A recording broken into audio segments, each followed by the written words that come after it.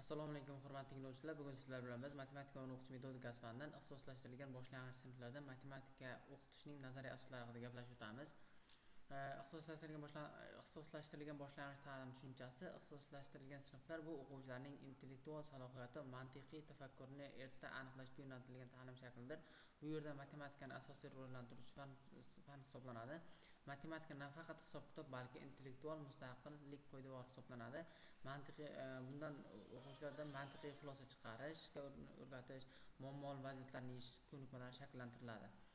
O'qishning asosiy maqsadlari ixtisoslashtirilgan sinflarda ta'lim jarayoni quyidagi strategik maqsadlarga yo'naltirilgan: ongli matematik tushunchalarni shakllantirish, iqtidorli bolalarni aniqlash va qo'llab-quvvatlash, mustaqil muammo yechish qobiliyatini oshirishga qaratilgan.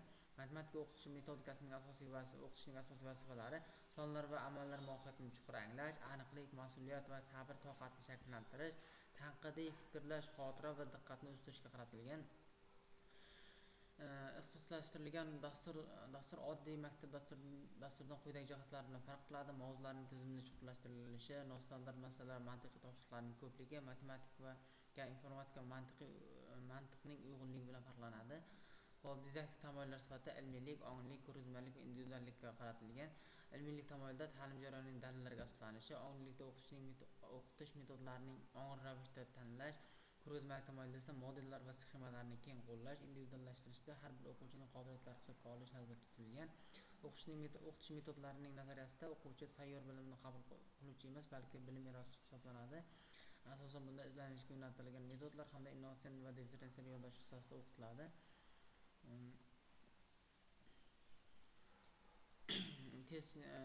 Obrazli tafakkur, tez charchash, faoliyatni tez almashtirish, zarur o'yin orqali o'rgatish, mantiqiy o'yinlar bilan boyitishga qaratilgan hisoblanadi. O'qituvchining roli va mas'uliyati sifatida o'qituvchi bu jarayonda yo'naltiruvchi, maslahatchi va asosiy motivator sifatida qaratiladi. Yuqori darajadagi kasbiy tayyorgarlik ko'rish hamda bolalarning imkoniyatlarini ochib bera olishi kerak bo'ladi. Kutiladigan natijalar sifatida esa mustahkam poydevor, analitik fikrlash hamda chuqur ta'limga tayyorgarlik asosiy kutiladigan natijalar hisoblanadi. Natijada iqtidorli o'quvchilar aniqlanadi va ularning kelajakdagi muvaffaqiyati uchun zamin yaratiladi. E'tiboringiz uchun rahmat.